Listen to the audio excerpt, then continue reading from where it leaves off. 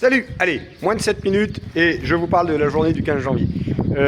On va aller avec les vaches, comme ça je serai bien dans ma case de vaches. 4 tables rondes lors de cette journée en webinaire. Ça va permettre à un maximum de personnes de venir de toute la France et peut-être d'autres pays aussi, si bien possible. Donc, première table ronde sur la microbiologie des sols, ce qui se passe sur la vie du sol.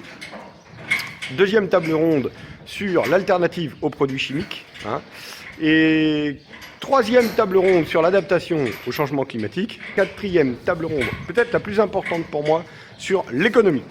Voilà, donc 4 tables rondes à chaque fois avec des chercheurs, des spécialistes et surtout des agriculteurs qui savent mettre en place le modèle chez eux. Voilà, donc on va dans la stabulation là avec les vaches et puis je vous donne toutes ces infos en détail.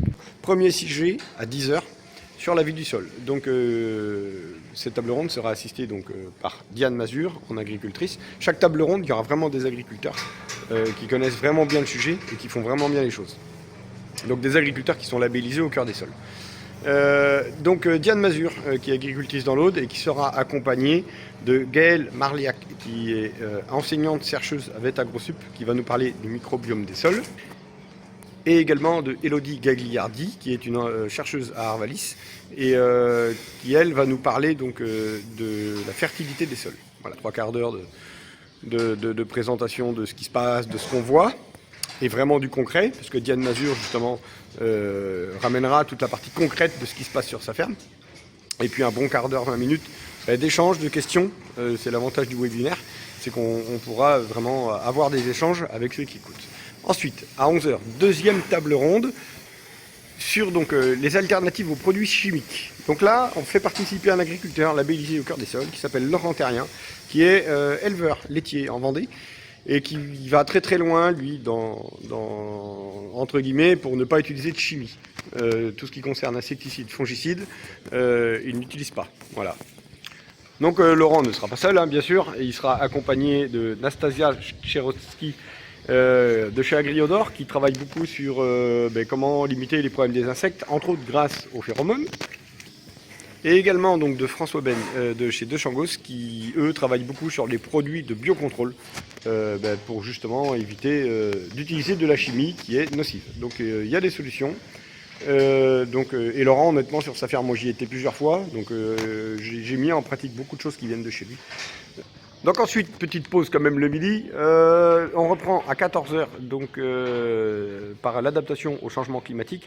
Là, cette table ronde donc, sera animée entre autres par un agriculteur éleveur au nord de la Vendée qui s'appelle Émeric Delahaye, GAEC Nord Vendéen, et eux, ils ont vraiment pris de l'avance, ils ont fabriqué un bâtiment pour les vaches laitières pour vraiment pouvoir passer les canicules sereinement. Donc, cette table ronde sera animée également par Serge Zaka, l'agroclimatologue qu'on connaît un petit peu tous, donc de Christophe Daunay également, qui est fondateur de Horizon. Donc, il nous parlera, lui, de diversification culturelle, de comment on peut essayer d'améliorer les choses. Et donc de Vincent Béguier, lui qui est de l'INRAE, qui va nous parler justement de l'intérêt de travailler sur la génétique des plantes pour justement passer un petit peu au travers et mieux supporter les aléas climatiques. Donc là pareil, on va se laisser, dans chaque table ronde, on aura toujours un bon quart d'heure, 20 minutes pour vraiment avoir des échanges, parce qu'on aura tous des questions, parce qu'on a tous besoin de s'adapter par rapport à ça et tous envie de faire des nouvelles cultures. Comment faire pour que ça se passe le mieux? Donc là, on aura beaucoup de réponses à venir également. Donc quatrième et dernière table ronde. Alors peut-être pour moi la plus importante, c'est un truc qu'on parle jamais, qu'on oublie tout le temps, mais c'est le plus important, c'est l'économie. Alors l'économie, c'est vrai que dans les fermes, c'est très tendu. C'est certainement un petit peu pour ça aussi que les agriculteurs sont dans les rues. C'est le premier problème, si on peut dire. Donc là, on fait intervenir un agriculteur labellisé au cœur des sols qui habite près de Niort, qui s'appelle Benjamin Ondé, qui est fondateur de MB Agri. Donc, c'est-à-dire qu'il est agriculteur, mais il est aussi économiste. Donc, il connaît très très bien l'agriculture, que ce soit conventionnelle, biologique ou agriculture de conservation. Donc, lui, il est labellisé au cœur des sols. On est bien en agriculture de conservation des sols. Quels sont les pièges à éviter? Quels sont les problèmes qu'on va rencontrer?